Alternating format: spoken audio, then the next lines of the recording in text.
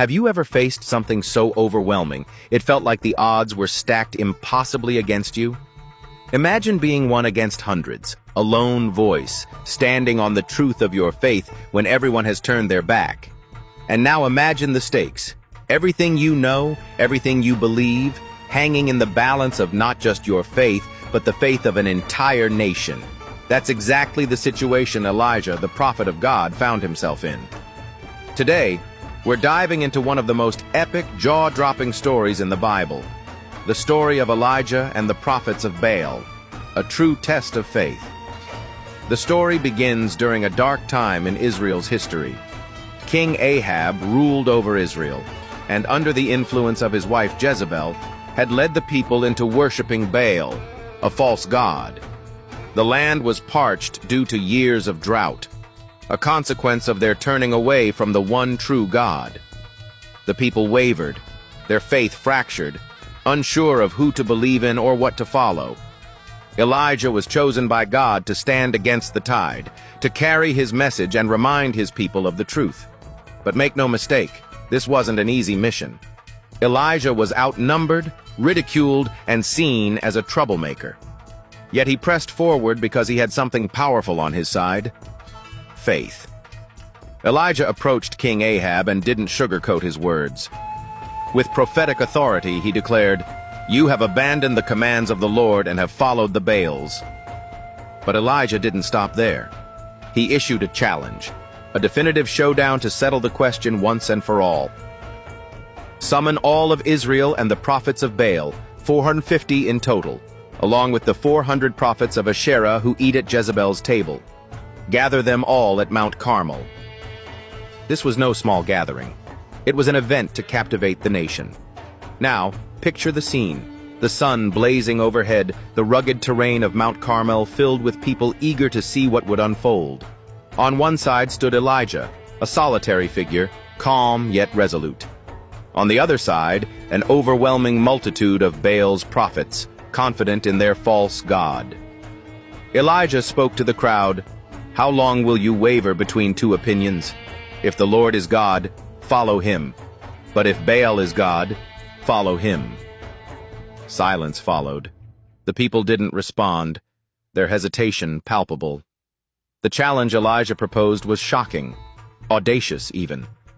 He said, "Let us prepare 2 bulls for sacrifice.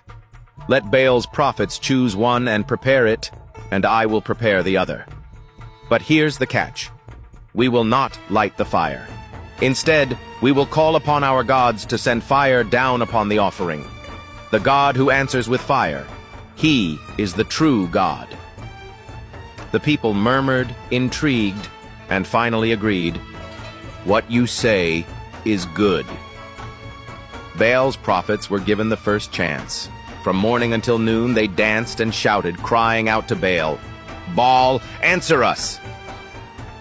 But there was no response. No sound, no fire, no sign of life. The hours dragged on, and Elijah couldn't help but taunt them. "Shout louder! Surely he is a god! Perhaps he's deep in thought, or busy, or traveling. Maybe he is sleeping and must be awakened." The taunting only spurred them on, and they became more frantic, slashing themselves with swords and spears as their rituals turned desperate. Yet, nothing happened. The silence was deafening. Baal did not answer. When it was Elijah's turn, he upped the stakes to make it unmistakable that what would happen next was no trick. He rebuilt the altar of the Lord with 12 stones, one for each tribe of Israel. Then, he dug a trench around the altar and prepared the bull for sacrifice. He instructed the people to douse the altar with water, not once, not twice, but 3 times, until the trench overflowed. In a time of severe drought, this was an extravagant, audacious move. The altar was drenched, and every rational thought screamed, "Impossible!" Elijah stepped forward and prayed. He didn't shout, he didn't dance. He simply prayed with faith and conviction. "Lord, the God of Abraham, Isaac, and Israel, let it be known today that you are God in Israel, and that I am your servant. Answer me, Lord, so these people will know that you are God, and that you are turning their hearts back again. And then, it happened. Fire, mighty, unmistakable, divine, fell from the heavens. It consumed the sacrifice, the wood, the stones, the soil, and even licked up the water in the trench. The crowd stood in stunned silence, their eyes wide with awe. Then, as one voice, they fell prostrate and cried out, "The Lord, He is God! The Lord, He is God!" This was the moment that changed everything. Elijah's faith had not only saved him but turned the hearts of a nation back to the one true God. The prophets of Baal were defeated, and the truth was undeniable. Elijah's story is a powerful reminder that faith, even when standing alone, holds the power to overcome impossible odds.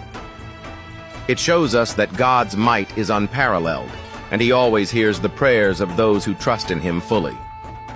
What can we take away from Elijah's story today?